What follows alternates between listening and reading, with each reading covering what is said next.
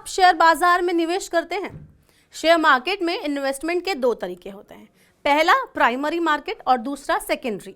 ये बाजार में जब पहली बार कंपनी आईपीओ लाकर लिस्ट होता है तो उसे प्राइमरी मार्केट कहते हैं। वहीं लिस्ट होने के बाद बाजार में जब रोजाना ट्रेड होता है तो उसे सेकेंडरी मार्केट कहते हैं।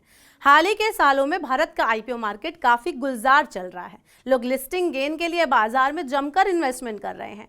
कुछ लोगों को फायदा भी हो रहा है, लेकिन बहुतों को नुकसान भी झेलना पड़ रहा है। इसका कारण है कि अधिकांश लोगों को कंपनी के बारे में पता ही नहीं होता।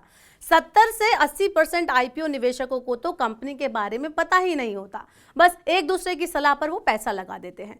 वैसे बाजार नियामक सेबी ने सभी कंपनियों के लिए आईपीओ डॉक्यूमेंट्स जमा करते टाइम पूरी जानकारी उपलब्ध कराने को अनिवार्य बनाया है, लेकिन ये सब इतना जटिल और इतना उबाऊ होता है कि आम इन्वेस्टर को ये समझ ही नहीं आता। लेकिन अब ऐसा नहीं होगा। आईपीओ में निवेश करना अब और ज़्यादा आसान हो जाएगा, क्योंकि इससे जुड़ी जानकारियों को समझना और सरल होने वाला है। शेयर बाजार नियामक भारतीय प्रतिभूति एवं एक्सचेंज बोर्ड ऑफ इंडिया यानी सेबी ने आईपीओ लाने वाली कंपनियों को इससे जुड़ी जानकारी ऑडियो वीडियो फॉर्मेट में देने का प्रस्ताव रखा है, यानी कि ऑडियो और विजुअल फॉर्मेट में अब इसकी जानकारी उन्हें सबमिट करानी होगी। सेबी का मानना है कि इससे इन्वेस्टर्स के लिए कंपनियों के ऑफर्स की प्रमुख बातों को समझने में मदद मिलेगी। सेबी ने इस प्रस्ताव पर हितधारकों से 9 अप्रैल तक टिप्पणियां मांगी हैं। अब जान लेते हैं कि इन्वेस्टर्स के लिए क्या बदलाव होने जा रहे हैं। तो सेबी के प्रस्ताव के तहत कंपनियों की ओर से जारी किए जाने वाले ये ऑडियो विजुअल हिंदी और इंग्लिश भाषा में होंगे। शुरुआती दौर में इसे 2 भाषाओं में पेश किया जाएगा, बाद में इसका विस्तार किया जाएगा।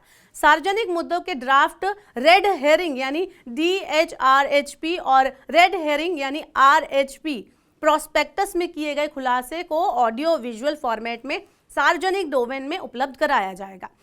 इस एवी की अवधि अधिकतम 8 मिनट होगी। ऑडियो विजुअल जितनी भी अवधि का बनाया जाएगा उसे पब्लिक ऑफर डॉक्यूमेंट के सभी सेक्शंस में किए गए डिस्क्लोजर के बराबर समय देना होगा।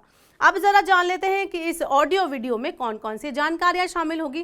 तो सेबी के मुताबिक एवी में risk factor, capital structure, offer का उद्देश्य, कारोबार, वित्तीय जानकारियां, कानूनी मामलों, इन सब के साथ ही कंपनी पर असर डालने वाले अन्य मुद्दे शामिल होंगे।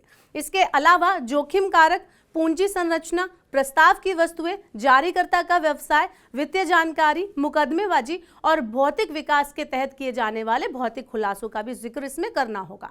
मौजूदा नियमों के अनुसार जो कंपनियां शेयर बाजार में लिस्ट होना चाहती हैं उनको सेबी के पास ड्राफ्ट रेड हेरिंग प्रोस्पेक्टस दाखिल करना होगा। इसमें इशू और कंपनी से जुड़ी अहम जानकारियां डालनी होंगी। अब समझते हैं कि एवी कब जारी होगा। सेबी के प्रस्ताव के अनुसार एवी में दी गई जानकारी तथ्यात्मक, बिना दोहराव वाला होना चाहिए, लेकिन ऐसा नहीं दिखना चाहिए कि ये जो एवी है वो कोई एडवर्टीजमेंट है। तो ये कंपनी का कोई एड जैसा नहीं लगना चाहिए। इसे DRHP जमा करने और दोबारा जमा करने के 5 कार्य दिवस के अंदर प्रकाशित किया जाएगा। इसे जारीकर्ता और association of investment bankers of India यानी AIBI के डिजिटल या सोशल मीडिया प्लेटफॉर्म पर उपलब्ध कराया जाएगा। एवी का वेब लिंक स्टॉक एक्सचेंजों, लीड मैनेजर की वेबसाइट पर उपलब्ध कराया जाएगा, जिसे सार्वजनिक निर्गम के संबंधित QR कोड से एक्सेस किया जा सकेगा। सेबी का ये प्रयास काफी इंपॉर्टेंट है, लेकिन आपको बता दें कि वित्तीय मामलों में आपका साथी और सलाहकार मनी9 अपने खास शो वाह क्या आईपीओ है की मदद से आपकी हर बारे में मदद करता है, आपकी पर्सनल फाइनेंस से जुड़ी जानकारी को और दुरुस्त करता है। तो सोमवार से शुक्रवार दोपहर 1 बजे से YouTube लाइव पर इस शो में हम अपनी कंपनी के इसी DRHP की परतों को खोलते हैं और कंपनी द्वारा दी गई पूरी जानकारी के आधार पर आपको बताते हैं कि कंपनी की प्रोफाइल क्या है, निवेश में रिस्क क्या है। आप सेबी की ऑडियो विजुअल पहल का लाभ उठाकर समझदारी से निवेश कर सकते हैं। साथ ही मनी9 के साथ जुड़कर आप जानकारी के साथ आईपीओ में निवेश भी कर सकते हैं। और ऐसी और इन्फॉर्मेटिव वीडियोस के लिए मनी9 को सब्सक्राइब करें और डाउनलोड करें मनी9 का सुपर ऐप।